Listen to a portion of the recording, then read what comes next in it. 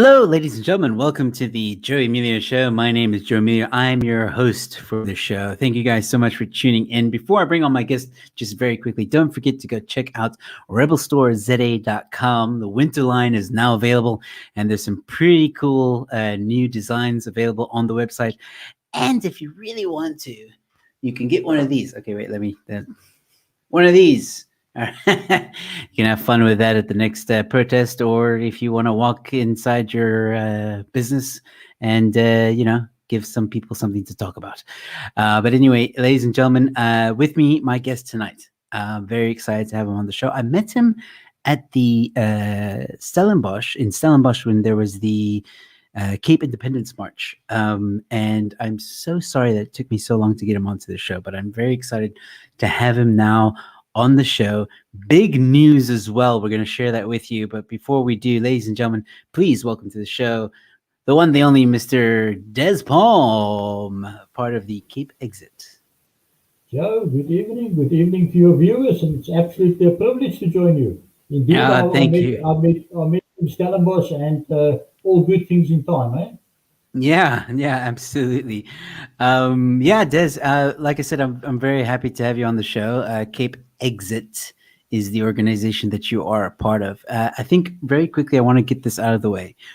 What is the difference between CapeXit, Cape Independence Advocacy Group, and all these other Western, like Cape Party and all these other movements we have for independent? What sets you guys apart?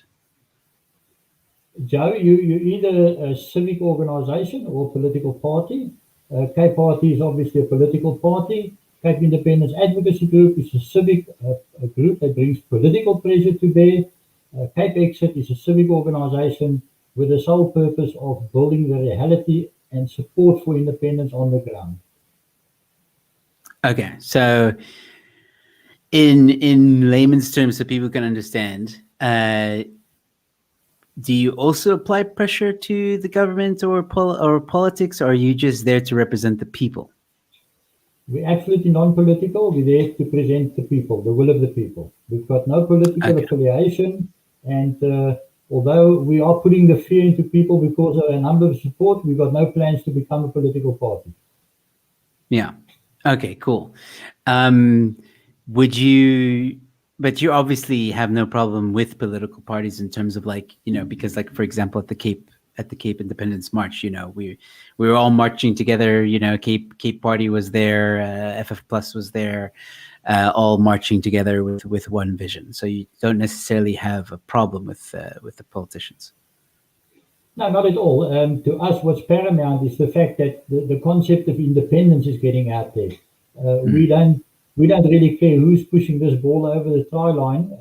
As long as independents score the try, we're happy. Fantastic. Well, that will bring me on to my next topic that I wanted to talk to you about, which is CapeXit clocks 800,000 registrations. And it said that your target figure is 1.6 million registrations. So you're halfway there. And I know that you're actually more than that now. You are, well, this is your registration form. Let's see here. Let me go back. There we go. Sorry. You're actually, there we go. 810,000, just over that. So it's increased since that article, which is great. So you're over the 50% mark. How does that feel? So it feels very good. But realizing that CapeXit is not the four directors. CapeXit is made up out of each and every person out there that believes that independence or the sovereign independence is the solution. So we at no stage saying we are very happy with our figures. If you use the word our, it's everybody that's part of CapeXit. And yes, it indeed feels good. From the beginning, we identified 3 tipping points, realizing that we started at the number 0. CapeXit has only been registered in January 2018. So what you see there represents growth over just over 3 years. Our first tipping point was 800,000, being the halfway mark. The next one would be million, which is a bit of a psychological point. And the next one obviously being 1.6. So we're very excited. I think when we reached 800,000, the light started dawning into a lot of people's minds as to this is really happening. It's no longer like some of our political scholars out there, they like to term it the pipe dream. I think people are realizing that this is now a reality. Yeah, absolutely. I think what some people like to do though is they like to say, yeah, but 800,000 is a small percentage of the entire population, and let's break that little myth down for people, because I think what a lot of people like to say is like, yeah, but 800,000 is not a lot, because the entire population of South Africa is like 60 odd million. So really it's like such a small amount of people that want this. And I don't think that's the point. Would you agree? Yeah, absolutely spot on. You're not going for independence against the background of the population of South Africa. Independence is being strived for against the population of the Western Cape. Now there's a further qualification. You have to achieve the support of the majority of the people, which is put at 50% plus one person, but that is of the number of registered voters in the Western Cape with the IEC.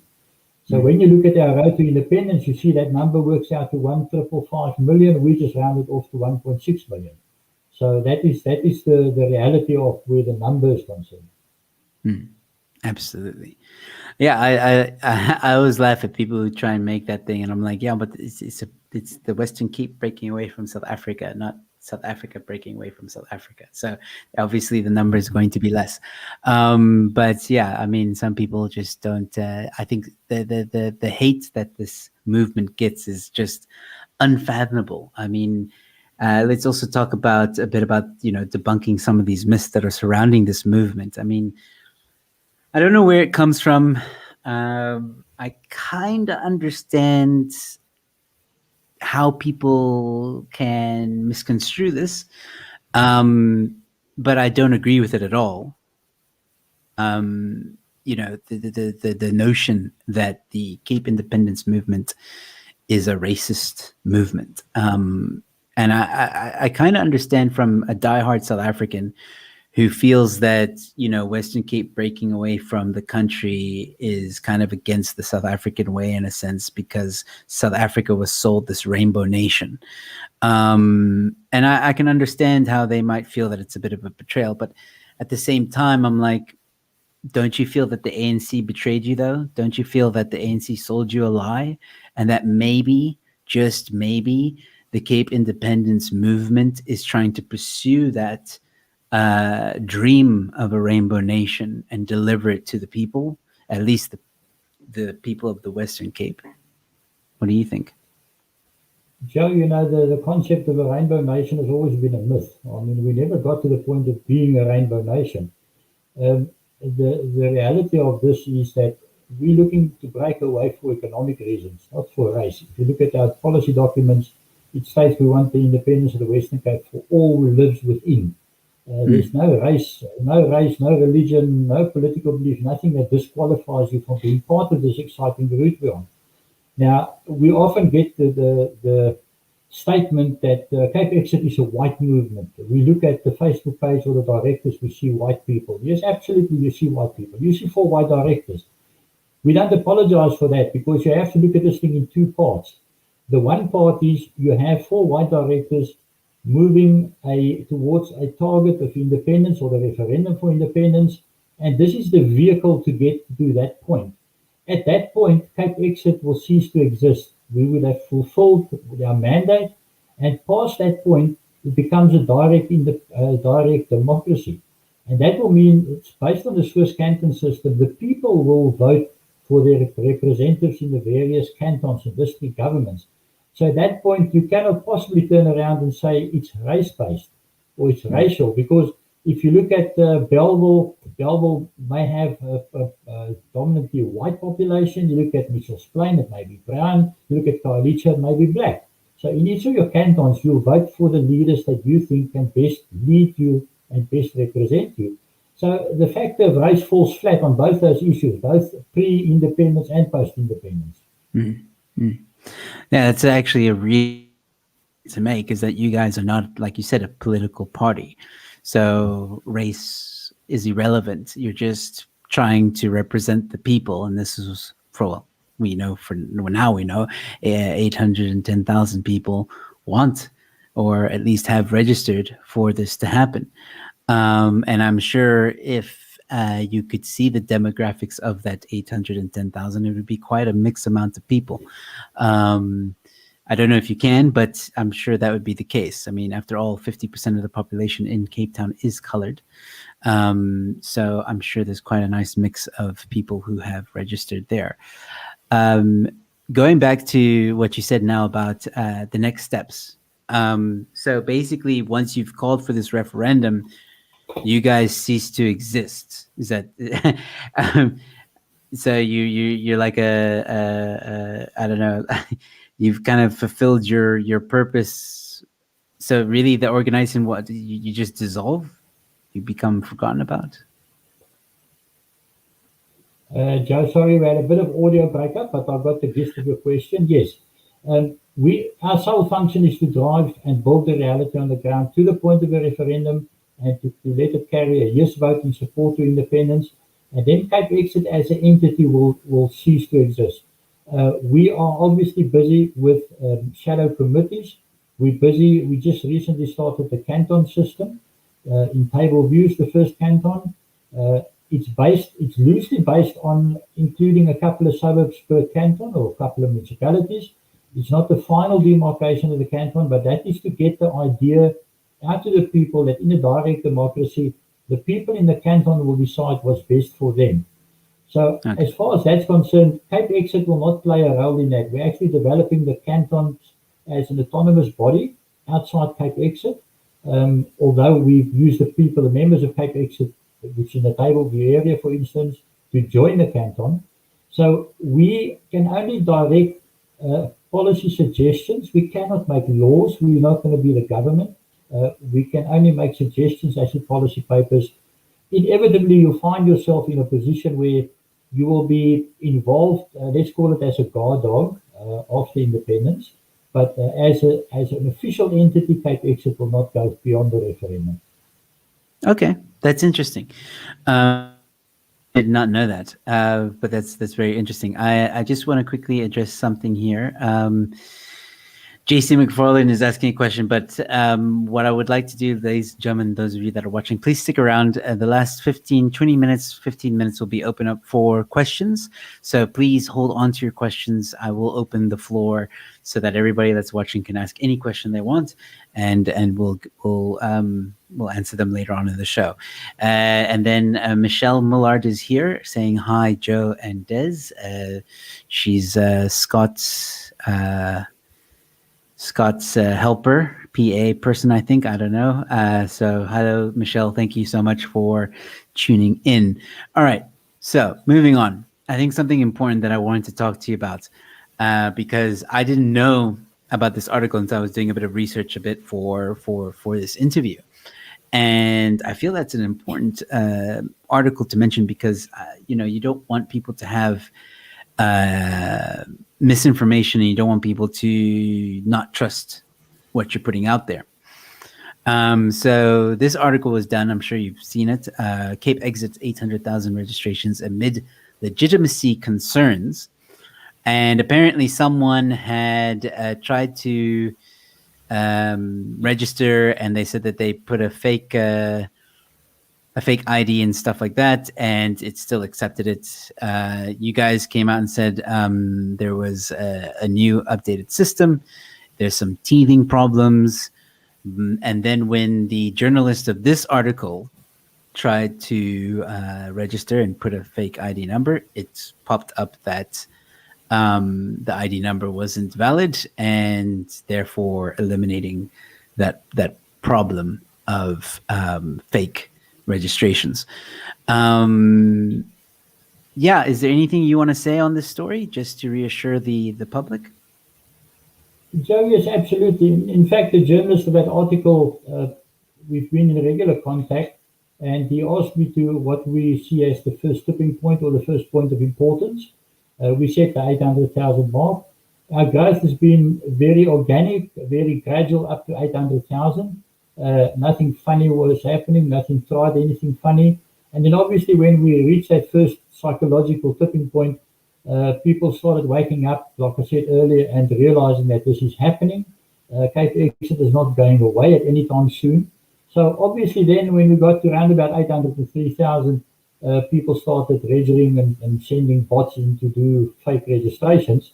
The moment we picked it up, we actually stopped the counter, not to have false registrations slip through. We built in security protocols into the system, and that's exactly when the journalist started again, it threw out the registration.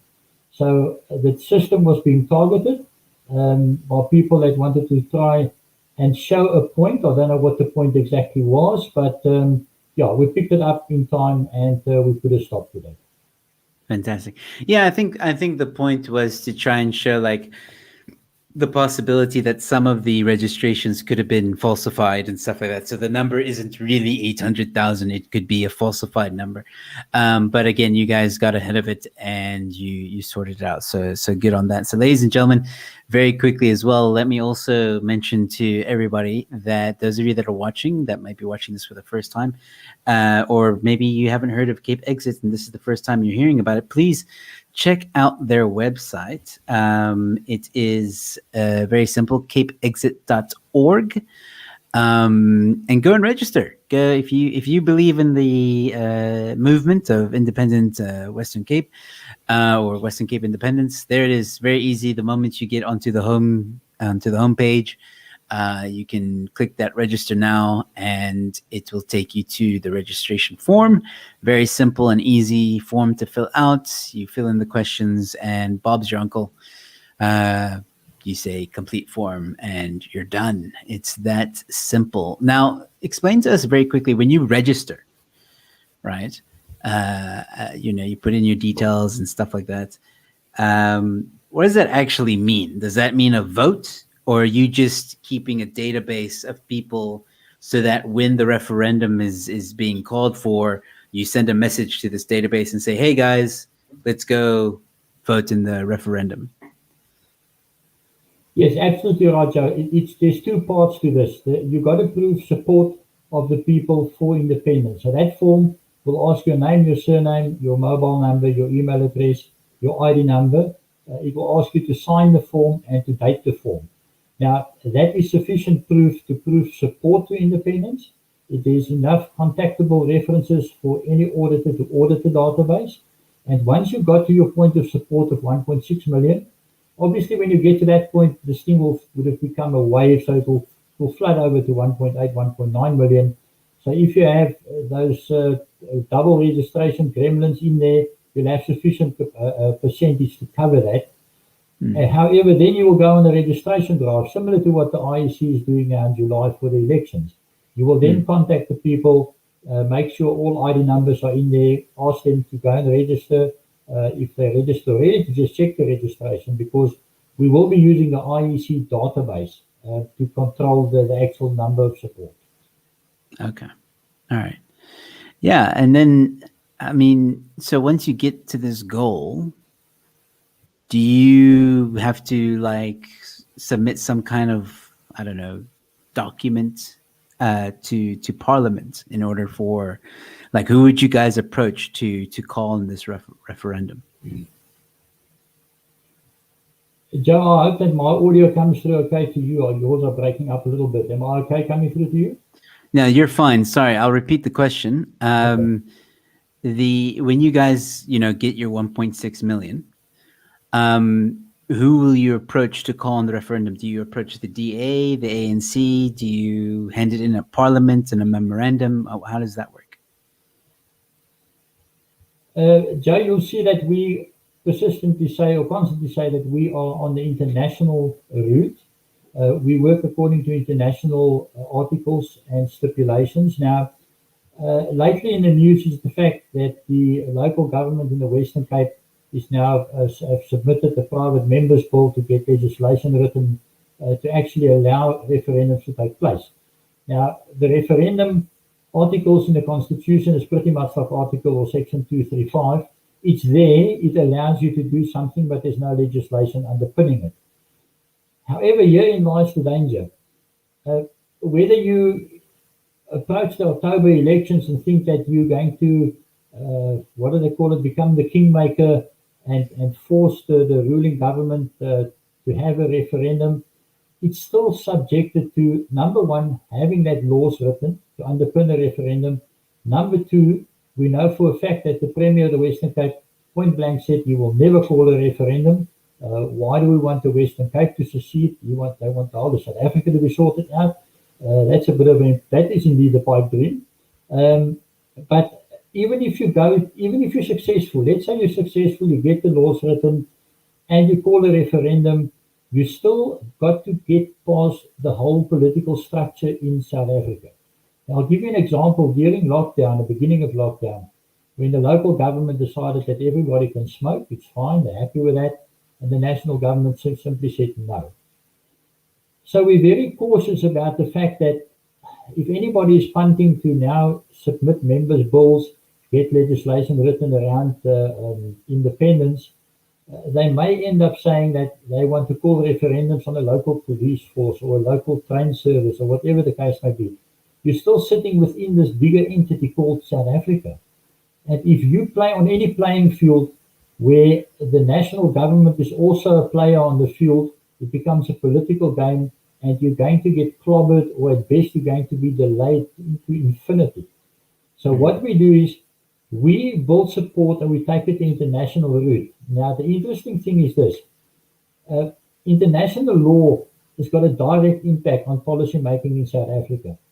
And the Constitution of South Africa is the starting point to determine the role of international law.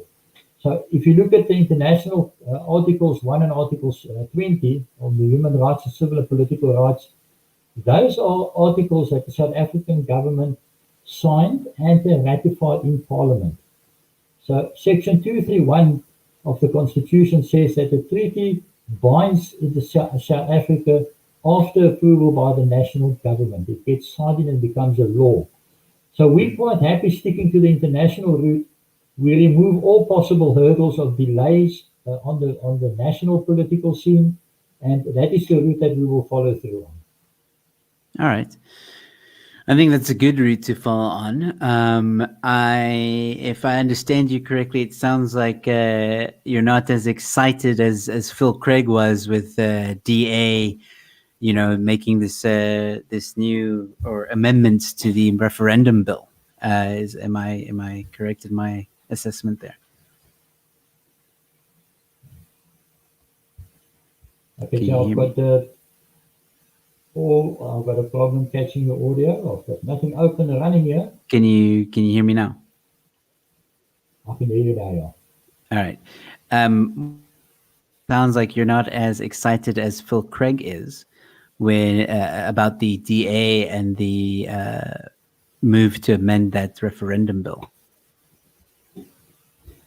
Look, I am excited for Phil because Phil, advocacy group being a political pressure group, I think they're very instrumental in having made the local government sit up and take note of what's happening. I do feel that local government is playing it into the safe field or into the grey area, but I'm very happy. I very definitely don't underestimate the value of what Phil has been doing and is still doing. And absolutely, Phil is needed exactly in the position where they are to continuously keep up that pressure. All right, cool. I think, it's exciting, what the DA is doing. But Phil explained as well on the show that there's pretty much three different ways in which the ANC would deal with this amendment bill now for the referendum, for provisional referendum, I think it's called. Either the ANC is going to ignore it and let it pass through, or they'll fight it in the Constitutional Court, but that wouldn't really be a good idea for them because they'll probably lose.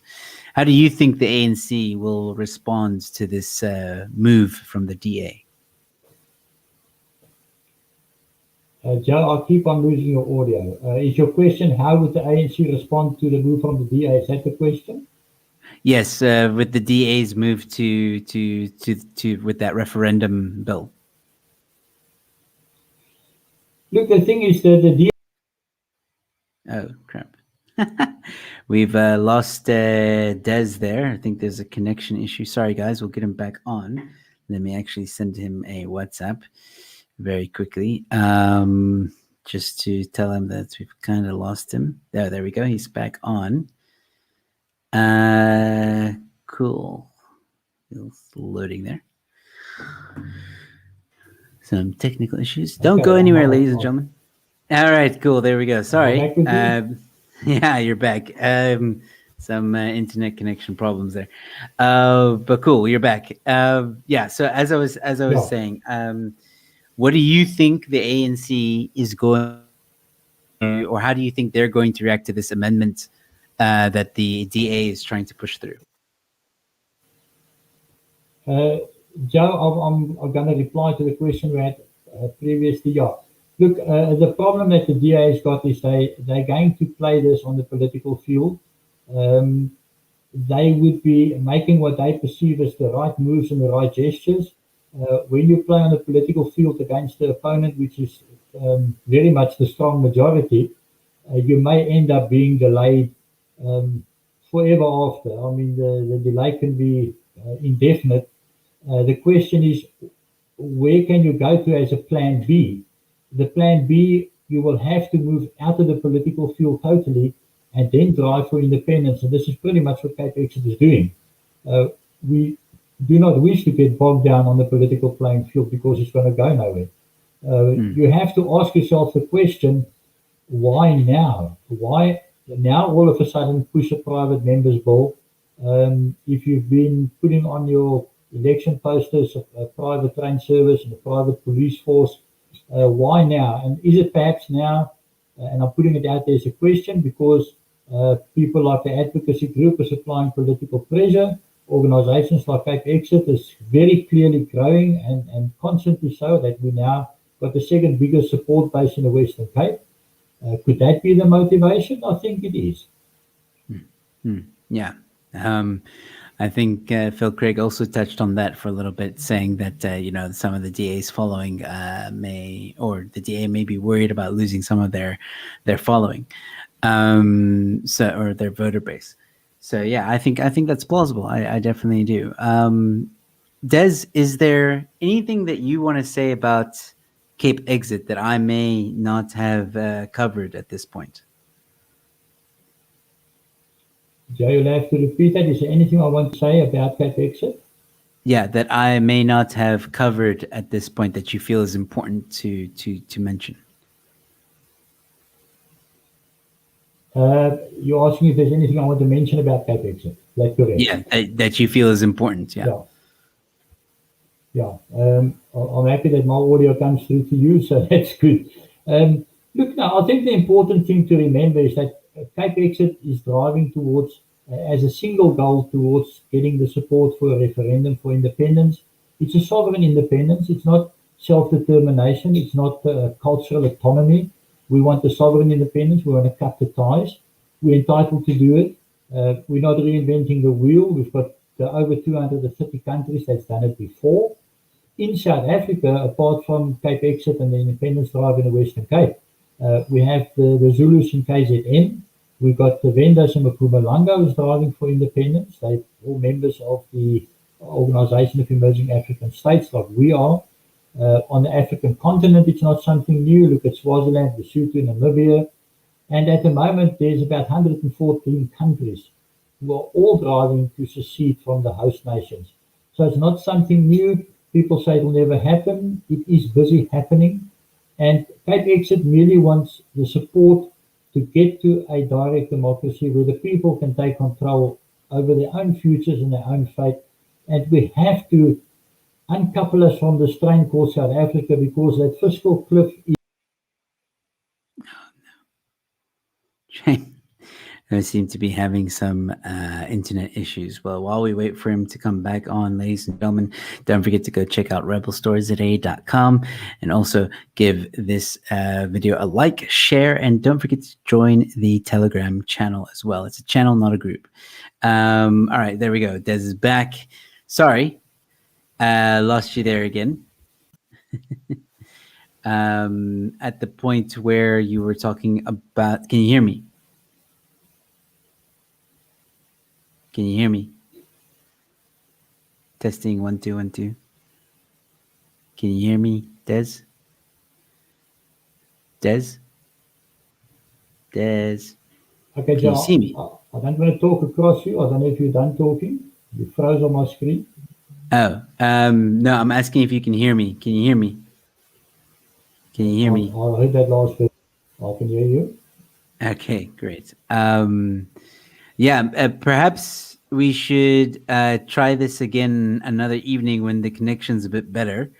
You know, I don't want to keep on dropping off like this. How do you feel about that? Yeah. Can you hear me? Can you see me? Testing 1 2 1 2. Testing. Yeah. I hear you every here and there. Yeah. If Okay. if we have just to finish my previous thought, like I said, we have to uncouple ourselves from this economic disaster that's heading over the fiscal cliff. But I think if we continue having bad audio, Joe, if the people actually, your viewers, want to post questions, I can pick it up in the private chat and perhaps talk through the questions they've got. Okay. Let's do that. Let's open. So, ladies and gentlemen, those of you that are watching right now, if you have any questions for Des Palm, start sending them in. And we'll pop them up on the screen and he can answer them.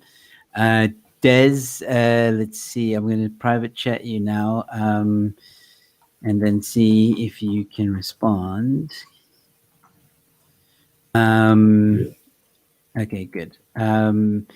So let's see here. Yeah, guys, start putting in those questions in the live chat, and well, I'll share some of the comments with you as well. The day that we get independence, I will have at least one glass of Western Cape sparkling wine. Something to look forward to. Michelle saying, "I cannot wait for the day that we are independent." There was a question here earlier. I might as well bring it up. JC McFarlane asking, does CapeXit currently have any support from any international organizations or even other countries? In terms of other countries, we are in discussion with a number of countries. Our discussions at the moment centers around technology, technical support. We are starting with discussions around the support for the independence itself. You must realize that no sovereign country at this moment will put its head above the parapet and interfere with the affairs of another sovereign country. However, the day when the referendum carries the yes vote, we know there are countries that will come out and support. According to international requirement, you only need the support of one country that's a member of the United Nations. As far as organizations are concerned, yes, we do. We are again in contact with a number of them. So yes, we do have support from outside the Western Cape. Fantastic. And then here's another question. Have they considered paying graffiti artists to tag places? Often municipalities have surfaces they allow to be painted. The artists will know. Perhaps a way of marketing the movement. I must say, in 3 years working on independence, that's the first time I heard this suggestion. And I'm sitting here thinking, that's not a bad idea. There you That's go. not a bad idea. Well suggested. There you go. Yeah. Okay. So I'm still waiting for more questions to come in. Okay. So here's a question: what can ANC do to stop the referendum? Joe, incidentally, it seems like our audio is much better. What can the ANC do to stop the referendum? Absolutely nothing. Because we are following international rules, international guidelines, you cannot, or a sovereign or a host country or the sovereign government at the moment cannot stop the referendum by any ways or means, because that will be interfering with your international human rights. And this entire drive to independence hinges on the African Charter for Human and People's Rights. And I mean, even in our own constitution, you are allowed to strive for independence, and under a couple of articles. So no, they can't do. They may try, but internationally they will be frowned upon if they try and stop the referendum. That's interesting, and I didn't even know that. That's very good. Okay, guys, don't stop with the questions. Keep them coming. And don't forget to go check out, like I said, the website. And if you're for independence, then then obviously register, and also tell your friends, share the link, tell them, hey, let's do this. Let's see. What will happen to Parliament? That's a question. Let me address that, Joe, in a broader sense. Normally the question we get is what will happen to all the state assets? Now, when your viewers go to our website, they'll find a document called The Road to Independence, and part 3 of that document deals with a per capita approach. Now, very briefly, there's no international law that states that a seceding portion of the state or the country have to adopt the national debt or any part thereof. There's no international law. However, when Belgium seceded from Holland, they let's say they adopted the gentleman's agreement, which we call the per capita approach, under which the seceding country or the seceding portion of the country will adopt a portion of the national debt equal to what their population is. So Western Cape population around about 10% national population. So we'll adopt that part of the debt, but it's subject to certain exclusions as a courtesy call it. So once you secede, all assets will revert to the new country, whether it's territorial water assets, whether it's defense assets, and obviously the parliament, the buildings, everything will revert. And the current parliament will have to relocate to Pretoria because they can't sit in a foreign country and run South Africa. Absolutely. I don't know, Gaming asking regarding the borders of the new Cape Nation. Will it include the Northern Cape, or will it be only the Western Cape? I've seen a lot of people from Northern Cape asking for Cape independence too. IDK, the first phase we're looking at is the Western Cape. We look at the Northern Cape as the second phase, and then parts of the Eastern Cape as the third phase. The reason for that is very, very simple. At the moment, the Western Cape as a geographical entity has got all the factors in place, all the requirements we have, we are ticking off the boxes. Once we get the majority support, we can actually satisfy international law. The moment you add another province, you complicate the process in the sense that you have to get more people to support it. So it's much easier for the Western Cape to do this as phase 1, and then as a new independent sovereign nation, literally lean across the border to the Northern Cape and say, okay, how can we assist? Get them to the point of independence, where at that point they'll have the choice. Either they incorporate with the Western Cape or they do it on their own. And then if you look at phase 3, which is parts of the Eastern Cape, each and every municipal area which then satisfy the international requirement of sharing a common language, common history, common culture, and the majority of the people wish to do so, they will then secede and obviously be incorporated into the Western Cape. Well, that makes sense, because I think as well, like for that international recognition, or another country recognizing, I think that would help the process as well, because you would be, Western Cape would be its own country. If Northern Cape wants to secede, then Western Cape would essentially kind of recognize them as a sovereign country, and then attach. Absolutely. Yeah. That's I think that's an awesome way of doing it. And absolutely makes sense. May take a bit longer though. Speaking of which, how long do you think it's going to take for this process to happen? Okay, now I totally lost you, and we're doing well, and I lost you on that one. I was asking, how long do you think this process is going to take from now till secession? Joe, the length of the process is totally subject to the people. We cannot guess that this process will take another 6 months if we don't get the support. We may guess it's going to take 2 years, so we may get the support in a year's time.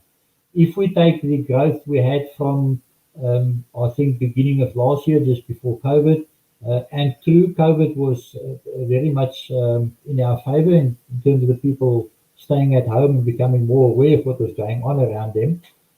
But it's totally subject to the growth or the support from the people. It is feasible that we have the necessary support within the next year. I think the more we grow and the closer we grow to the million mark, the more this thing will become a wave. And the people that's basically sitting now, being indecisive about should I go left or right, support or not support, they will then realize, hang on, this thing is happening, and then come out and support. Okay. So it's a process, and it's gonna, depends on how quickly you guys grow. That's understandable. Cedric Hendricks is asking, how will we be able to decide who is entitled to stay in the new Western Cape? That's a very popular question. Indeed, like I said, we want independence in the Western Cape for all who lives in the Western Cape. You cannot be prescriptive and say persons X, Y, and Z must leave the Western Cape once we're independent. It doesn't make any humanitarian sense. So once you become independent, you will, like with any other country in the world, you will have immigration policies. Those policies will be determined by the people. It will happen on a district and central government level. And those policies will decide that if you're here without authorization or proper papers, you cannot be here. CapeXit says that it's an holistic approach. Once after the independence, you have to look at your employment scenario. You cannot really say to people that's unemployed and sitting and had no opportunities to go and learn a trade or to go and learn something, to say you're not forming part of the new country. You can't do that. You've got to create the opportunities for people to go and have skills training, to become trained in any other aspect which they prefer, and give them a fair chance to become a positive part of the economy. So as to who will stay in the new Western Cape, everybody, unless immigration determines, like any other country, that you slipped over the border and you really got to make sure that you're here legally. Yep, that's exactly how it works. We keep the assets, send the debt to Pretoria. Well, JC, they've already got the debt and they're doing quite well in growing it. I see Peter also has a question here. Will TEAL or TAL be implemented, or is it just suggested as a possible economic system? Joe, just for you, TEAL actually stands for Total Economic Activity Levy. Peter, our suggestion is that TEAL must be looked at and to be implemented. TEAL, for your viewers, Joe, is simply, it was actually, I think, drawn up in 1986. It was proposed to the South African government. They shot it down. It's a system where all monies going into a bank account will attract 0.5% interest, or call it a tax, a TEAL tax, and all monies leaving the bank account. So in total, if you have a 1 rand or 10 rand going in and out of your bank, it will attract 1% TEAL, the activity levy. So the economists made the sum, and they say that we can increase the tax net 27-fold. Now, that's very interesting, because a couple of factors come into play from the economics point of view. If you take into account that, and I always use 2017 as an example, in 2017, the Western Cape contribution to the national GDP was over 630 billion. On average, we get 8% back, 8, 9, 10% back. So we get back 40, 50 billion per year. Now, already, if you can keep that kind of financial benefit within the new country, that's already a major plus point. So when you look at the TEAL system, they say we can actually do away with most of your company taxes, your personal taxes, your fuel levies. And then you look at the Western Cape government budget, it's around about, call it 80 billion. So if you're going to retain 630 billion and you sit with a budget of 80 billion, you can increase that ninefold without really doing anything else. So TEAL is a system that we will very much recommend. It's partly being implemented in Singapore. We all know what the success of that country is. So, Peter, yes, we will definitely recommend that as a policy. Awesome. That sounds amazing, honestly. I think South Africans was one of the things that definitely goes in your favor is that, as you know, South Africans are taxed to death. And I think what angers people even more is that all the tax money is, well, looted and not given into or not driven to where it's supposed to go, which is definitely a huge, huge frustration for South Africans, and rightfully so. Cool. I don't see any other questions coming in at the moment, but guys, if you do have any other questions, please keep them coming in. I did see one comment that I wanted to address quickly, though. So, Cedric Hendricks is saying, how will we stop the influx of people when we get nearer to independence? And I just want to say something on that. I saw an article just released today. I think it was on News 24 or ENCA. Apparently, Joburg is not doing too well in terms of economic wise, and people or Joburgers are moving to Cape Town for business prospects. This is, I'm paraphrasing the entire article. So I think it's happening regardless of the Cape independence. I think people are moving to the Western Cape. The DA has proven that they can run the Western Province better than, you know, in the ANC in their Western provinces. I mean, there's provinces right now in South Africa that don't have water, they don't have electricity, and there's no load shedding. Well, there's not supposed to be any load shedding, but they still don't have electricity. So I think more and more the Western Cape is becoming a very appealing place to move to for South Africans. Having said that, though, besides that, it is a good point. Do you think, Des, that as we get closer to the possibility of independence, that more and more people will move to the Western Cape? Joe, just before I reply to Sadiq, the only words I caught there that you said is the people from Johannesburg moving to the Western Cape. Indeed, we do have corporate corporations, corporate companies that's moving head offices to the Western Cape, and people on the estate agents on the Garden Route will tell you that there are probably something like 40 families or so a month moving into the Garden Route. People are positioning themselves in terms of where they would have the best future for their children and grandchildren. It's an economic move. We not all of us can, or not all of us want to immigrate. We're still part of this continent. We still love the soil. I see myself as a son of the soil of the Western Cape, having been born and bred here. So yes, absolutely. To reply to Sadiq, how we'll stop the influx of people getting nearer to independence?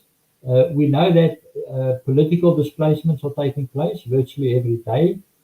You can look at any informal settlement. If you see the rate that these settlements are growing, the thing called shack farming is a reality, that they put up shacks as fast as they can. But when you look into international law in terms of gaining the support of the majority of the people, a thing like political displacements gets discounted. The international community and lawmakers are very well aware of the fact that the majority or the ruling party may try and displace people or move them around to try and influence the outcome of independence. So we are very well aware of that. And in fact, those population factors will be taken into account. If you have a normal population increase of, say, 5% per year, and all of a sudden a certain area has got 20 or 25%, it's very clear that that would be political displacement. Okay, so there is a plan to counter that, which is great. Yes, there is. But the interesting thing, Joe, is this. When Phil Craig did their market poll, they found that 28% of ANC supporters actually support independence. So I kind of always look at this. And I kind of think, but hang on, the joke is on the people on the political masters, because I can tell you, when we talk independence, I won't give his name, but we spoke to one of the chiefs in Khayelitsha, and these guys are normally saying, what's going to happen to us after independence? And you say to them, listen, yeah, I'm not going to sort out coalition or manage coalition. You are. You're going to form part of this direct democracy. And once you talk this through with the guy actually looks at you and he says, but you know what, I support independence, because my question to him is very simple. What are your concerns in Khayelitsha? His concerns are the fact that they're being flooded with illegal immigrants. They cannot find work. They've got no law and order. They go home on a Friday after work and their shoes get stolen and the cell phones and the money. So they share the same concerns as what you and I do. So once they realize that they will have to manage their own areas, um, it becomes a very clear picture to them. So yes, very interesting to always have this kind of chat with the guys. And yeah, like I say, the joke is kind of on the political masters, which is trying to play chess. But once the guys get here, they love this idea of independence. I think that is a fantastic statistic that you just shared with everyone. The ANC doesn't even know what's happening with their own following. That's brilliant. Yeah, so I think you've definitely given a lot more optimism to the movement, and that it is a possibility. I just want to read this comment. The DA rule Western Cape may last one more election. Signs similar northern cities are already showing because provisional powers are very limited. Yeah, I think that's why the DA are making the moves that they're making at the moment. They are trying to win back some support. It's. I think the next elections are going to be interesting. Des, what's your opinion on Cape Party? How do you feel about them? Joe, my opinion on any party or any organisation that stands for independence is it's great. Like I said, for us, it's pushing independence over the try line, not being organisation A, B, or C. We maintain that to try and change the status quo politically is going to be fairly difficult, if not impossible. You have to, in the Western Cape, basically force the DA into a corner. So you've got to look at where's your strength in terms of doing that. You have to really win quite a number of seats in the local parliament. And then you've got the next hurdle called the national parliament, where the ruling party has got, I think, far over 200 seats or 240 seats or something.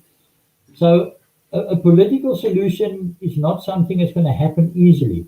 However, political parties obviously have a role to play, especially post-independence. They would have to change their mandates to suit the people in a direct democracy. They can no longer have a national mandate because the term national will now mean of the new country, not of South Africa. So yes, I mean you have the proponents of independence, you have the Freedom Front Plus, you have the Cape Party, you have the Cape Coloured Congress. That's good. Any person or organisation that puts the idea out there with the people that independence is your humanitarian right, you may stand up for that. And we always get the question from people, what can I do? You know that our biggest force is that is the individual, is the person out there.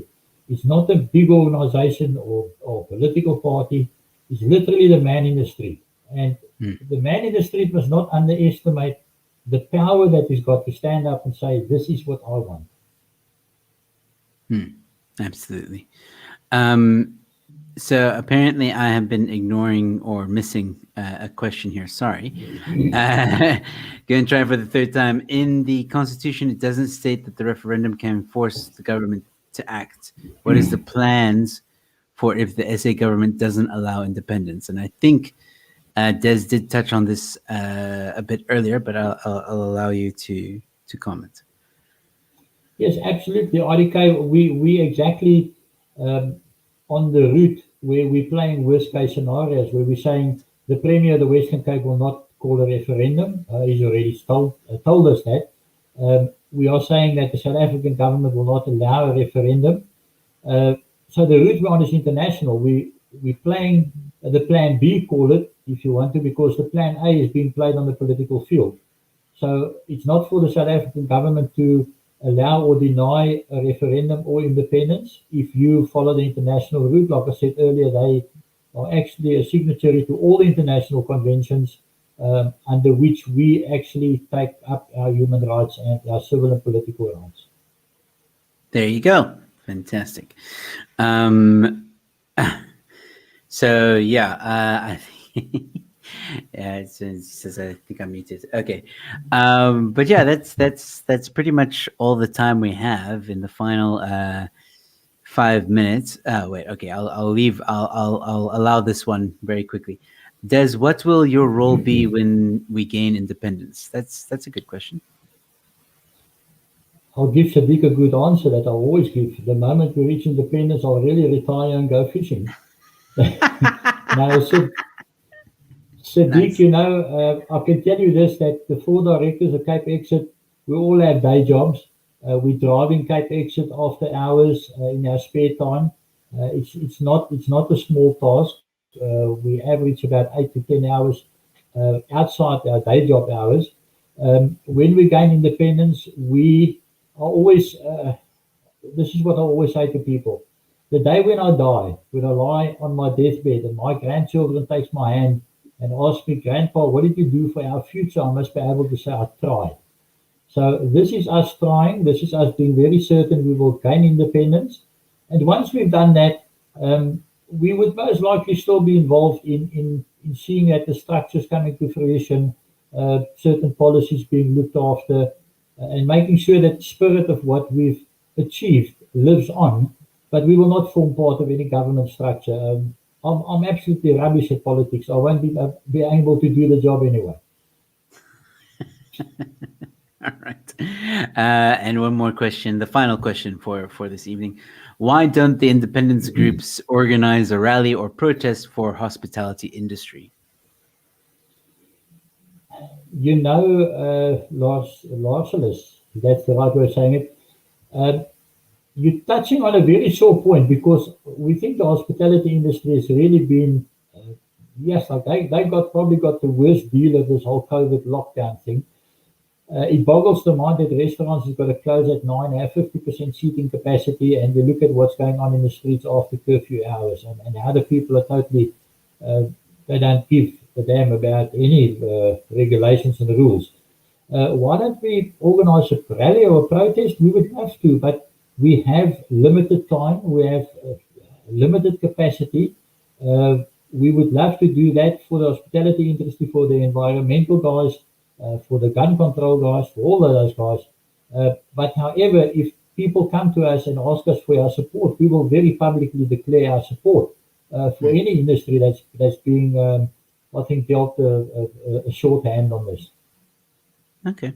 Well, here I'm asking for your support on behalf of a protest. Not that I'm organizing it, but I know that there's a protest for or against the gun amendment bill that is happening on the 1st of July. If you like, I will send you the details on via WhatsApp. But it would be great if you guys were there or showed some support. Absolutely, Joe. Send me the details and we share it to our platforms. Fantastic. All right, Des, we've got just under 60 seconds. Is there any final words you want to say to the audience? Joe, thank you. First of all, thanks for the opportunity. And I think what people need to do, the biggest problem possibly that we find every day, is people are not knowledgeable about, first of all, their rights, and secondly, about what independence is about. So they must please visit our website and read what it's about, or read what CapeXit stands for, or simply type the word independence into Google and see what wealth of information comes up there. Just see and realize it's nothing new, and just become knowledgeable. The more knowledgeable you become about the subject matter, the more you realize that you have a right to stand on. And that is what I would like to leave with your viewers. Fantastic. Yes, ladies and gentlemen, you saw I just popped up the website. Please go check it out. It is CapeXit.org. If you want to support them, please register. It takes about 2 minutes to register, and then you will know when a referendum will be called. Des, It has been a pleasure having you on the show. I hope you will come back again soon. We'll definitely be keeping an eye on this movement on this channel, and I'm more than happy that at any time you're more than welcome to just hit me up, and we'll have you back on the show. No problem. So yeah, thank you very much, Des. Joe, it's been a privilege, and our door stands open to you as well. We appreciate it. Fantastic. Ladies and gentlemen, I will be back on Wednesday evening, I think.